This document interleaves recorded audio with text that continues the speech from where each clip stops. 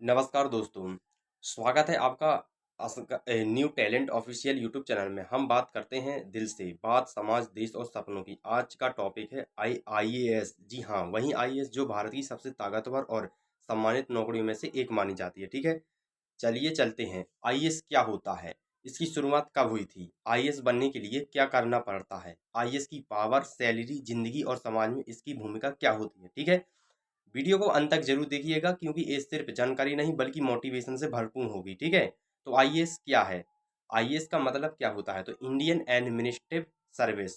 ठीक है, Indian administrative service, ठीक है, यानी भारतीय प्रशासनिक सेवा। ये भारत सरकार की एक ऑल इंडिया सर्विस है। आईएएस अधिकारी देश और राज्य के प्रशासनिक काम को संभालती है। ठीक है, सरल भाषा में कहें तो वो अफसर होते हैं जो देश की नीतियां बनाते हैं और लागू करते हैं। ठीक है, और आम जनता तक सरकारी योजनाएं पहुंचाते हैं और लाभ पहुंचाते हैं। ठीक है, आईएएस की शुरुआत कब हुई थी, कैसे हुई थी, चलिए इसके बारे में समझते हैं। ठीक है, तो आईएएस की जड़ें ब्रिटिश काल से जुड़ी हुई हैं। ठीक है, सन 1958 में इसे आईसीएस यानी इम्पेरियल सिविल सर्विस कहा जाता था।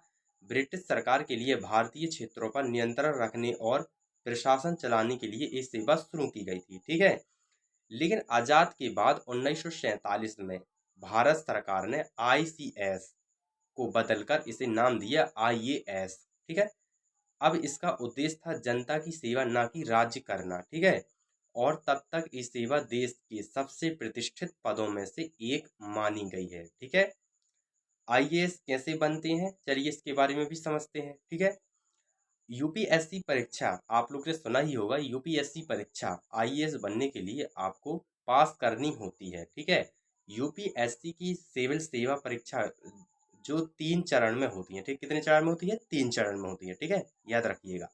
पहला चरण होता है प्रारंभिक परीक्षा यानी प्रीलियम, प्रारंभिक परीक्षा। ठीक है, 2 पेपर होते हैं, जनरल स्टडी और कैस्ट ऑब्जेक्टिव टाइप में मॉक टेस्ट का। ठीक है, दूसरा पेपर होता है मेंस का, मुख्य परीक्षा। ठीक है, दूसरी परीक्षा जो होगी तो मुख्य परीक्षा होगी। ठीक है, इसके पेपर होते हैं 9 पेपर होते हैं। कितने पेपर होते हैं दोस्तों, 9 पेपर, याद रखिएगा 9 पेपर होते हैं। ठीक है, जिनमें से 7 अंकदायी होते हैं और 2 क्वालिफाइंग मार्क के होते हैं। ठीक है, और होती है इसमें लिखित उत्तर देने हेतु, ठीक है, इंटरव्यू होते हैं। ठीक है, इसमें और आपकी जो तीसरी परीक्षा होती है वो होती है इंटरव्यू यानी कि साक्षरता। ठीक है, जो होगा आपका साक्षरता 275 अंकों का इंटरव्यू होता है। ठीक है, कितने अंकों का होता है दोस्तों, 275 अंकों का। ठीक है, याद रखिएगा, बहुत ही जानकारी महत्वपूर्ण है। ठीक है, यह आपकी सोच, व्यवहार और दृष्टिकोण को परखा जाता है। इसमें आपकी सोच, व्यवहार, दृष्टिकोण को परखा जाता है। ठीक है, कि आप कैसे हैं, ठीक है, चाल चलन में कैसे हैं, मतलब आपकी सोच क्या है, आपकी क्या सोच सेवा करने की है या कुछ और। ठीक है, तो हर साल करीब 10 लाख विद्यार्थी आवेदन करते हैं, सोचने की बात है। लेकिन आईएएस बनने का मौका सिर्फ टॉप रैंक को मिलता है। ठीक है, आईएएस बनने के लिए सिर्फ पढ़ाई नहीं, दृढ़ निश्चित, मेहनत और धैर्य भी चाहिए होता है। ठीक है, याद रखिएगा, आपको दृढ़ निश्चित भी करना पड़ेगा, तब आप इस परीक्षा में सफल हो सकते हैं। ठीक है, आईएएस की पावर और जिम्मेदारी की चलिए बात करते हैं, इसे भी समझ लेते हैं। ठीक है, आईएएस अफसर को दी जाती हैं बहुत सी जिम्मेदारियां, जैसे जिले का कलेक्टर, डीएम बनकर पूरे जिले का प्रशासन संभालना। ठीक है, कानून व्यवस्था को बनाए रखना, कानून व्यवस्था में जांच करना क्या सही चल रही है कि नहीं चल रही है। ठीक है, इसके बारे में भी यह जांच करते हैं। और दूसरी और सरकारी योजनाओं का क्रियान्वयन करना, मतलब सरकारी योजनाओं की जांच करना, क्या ये सरकार ने जो लागू की है इसकी पूरी लाभ जनता को मिल रहा है कि नहीं मिल रहा है, इसकी जांच करना। ठीक है, इन्हीं का काम होता है। आपदा प्रबंधन, बाढ़, भूकंप, महामारी के समय फैसले लेना, मतलब जब आपदा पड़ जाती है, आपने देखो आपदा पड़ जाती है तो कलेक्टर जो जिला का होता है उसे अपना मतलब उसको मतलब प्रोटेक्शन करता, मतलब सुरक्षित उनकी करता। ठीक है, सरकारी ऑफिस का निरीक्षण करना, जो सरकारी ऑफिस है उनमें कार्य सही हो रहा है कि नहीं, या स्वास्थ्य विभाग में सही कार्य हो रहा है कि नहीं, ये सब इनकी प्रोटेक्शन करते हैं, मतलब सुरक्षित करते हैं इन चीज को। ठीक है, तो आईएएस अफसर के पास होती हैं एक्सक्यूटिव पावर, यानी वो नीतियों को अमल में ला सकता है, फैसले ले सकता है और जरूरत पड़ी तो तुरंत एक्शन ले सकता है। ठीक है, आईएएस की यह होती है पावर। आईएएस की सैलरी और सुविधाओं के बारे में जाने तो चलिए इसके बारे में भी समझ लेते हैं। ठीक है, आईएएस अधिकारी की सैलरी 7वें वेतन आयोग के अनुसार होती है। ठीक है, कितने वेतन आयोग की होती है, आईएएस की अधिकारी की सैलरी 7वें वेतन आयोग के अनुसार होती है। आप समझ सकते हैं 7वें वेतन आयोग के अनुसार होते हैं तो कितनी होगी, ठीक है, समझ लेते, चलो बेसिक से समझ लेते हैं। तो सैलरी की बात की जाए तो 56,100 रुपये प्रति, ठीक है, 56,100 रुपये प्रति माह है, ठीक है। DAHI और अन्य भत्ते मिलाकर 1 लाख से मतलब 1.5 लाख मान के चलिए, 1.5 लाख तक हो जाती है इनकी सैलरी, ठीक है, पूरे भत्ते सहित मिला के। सिर्फ सैलरी नहीं, कई सुविधाएं भी मिलती है। मतलब भाई जो कलेक्टर होता है जिला का, उसको सिर्फ सैलरी बेस से थोड़ी वो काम चलेगा, उसमें कुछ सरकारी वाहन बंगला भी होगा, सरकारी गाड़ी भी होगी, लाल बत्ती नहीं लेकिन विशेष नंबर वाली प्लेट की गाड़ी जरूर होगी, ठीक है, और एक ड्राइवर होगा और एक स्टाफ होगा सुरक्षा के लिए, ठीक है, प्रोटेक्शन के लिए। अब भाई आप ही समझिए, जिला का इतना बड़ा कलेक्टर रहेगा, जिला को संभालेगा, तो उसकी सुरक्षा के लिए भी चाहिए ना, तो एक सिपाही रहेगा, मतलब सुरक्षा प्रोटेक्शन के लिए, मतलब सुरक्षित के लिए, ठीक है। मेडिकल और यात्रा भत्ता रहेगा, ठीक है, पेंशन और अन्य रिटायरमेंट लाभ भी रहेंगे, ठीक है, समझ सकते हैं ना। इसलिए कहते हैं IAS की पावर क्या होती है, तो इसलिए इस वीडियो में समझ लीजिएगा। लेकिन इन सब की ऊपर मैं किसी को पावर नहीं बता रहा हूँ, मैं इसको बता रहा हूँ कि क्या क्या इसमें रहते हैं IAS की जॉब में, ठीक है, जी मैं जे बता रहा हूँ, आप लोग गलत मत समझना। लेकिन इन सब सबसे ऊपर मिलती है सम्मान और अधिकार, ये बहुत अच्छी चीज़ है।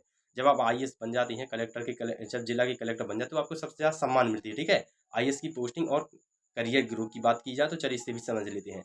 IAS अफसर की शुरुआत होती है जूनियर स्केल ऑफिसर से, फिर सब डिवीजन मजिस्ट्रेट से यानी कि SDM से, फिर जिला अधिकारी यानी कि DM से, ठीक है, फिर सचिव इसका मतलब आपका प्रमोशन होगा SDM में, फिर होगा आपका DM में, फिर होगा आपका सचिव में मतलब सेक्रेटरी में, ठीक है, आयुक्त कमिश्नर में, फिर आपका प्रमोशन होगा आयुक्त कमिश्नर में, आपका प्रमोशन होगा आयुक्त कमिश्नर में, फिर और भारत सरकार में कैबिनेट सचिव तक पहुंच सकती हैं। इसमें बताया गया है इस जॉब में, इसमें जो प्रमोशन होते हैं आप कहाँ तक पहुंच सकते हैं, भारत सरकार में भारत सरकार के कैबिनेट सचिव तक पहुंच सकते हैं और बन सकते हैं, ठीक है। जो IAS का सबसे ऊंचा पद होता है वो यही होता है, ठीक है। यानी ये ऐसा करियर है जिसमें आप गांव से निकलकर देश चलाने तक का सफर तय कर सकते हैं। बहुत अच्छी बात है।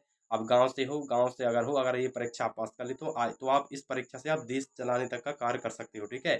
IAS क्यों खास है, ठीक है, इसी के बारे में समझ लेते हैं IAS क्यों खास है। तो IAS बनने का सपना सिर्फ पैसा या पावर के लिए नहीं होता, ठीक है, एक बात आप ध्यान में बिठा लीजिएगा। IAS बनने का लिए पावर पैसा जी नहीं होता, बल्कि ये बदलाव लाने का सपना होता है, ठीक है। क्या होता है दोस्तों, तो IAS बनने का सपना सिर्फ पैसा और पावर के लिए नहीं होता, ठीक है, ये बात आप ध्यान में रखिएगा, बल्कि ये बदलाव लाने का सपना होता है। यानी कि आपको कोई लग रहा है यहाँ गलत हो रहा है, तो आप अंदर से नहीं कह के मैं सब कलेक्टर तो यहाँ मैं सही कर देता, तो यही भावना के कारण आप इस सिस्टम में रहकर सिस्टम बदल सकती हैं। मतलब कहीं आपको लगता है यहाँ भ्रष्टाचार हो रहा है, तो आप इस पोस्ट में होकर आप उसे सुधार कर सकते हैं, ठीक है। तो आप सिस्टम में रहकर सिस्टम बदल सकते हैं। गरीबों की मदद, भ्रष्टाचार के खिलाफ आवाज़, शिक्षा, सड़क, पानी जैसी मूल बातें जरूरत को बेहतर बना सकते हैं, ठीक है।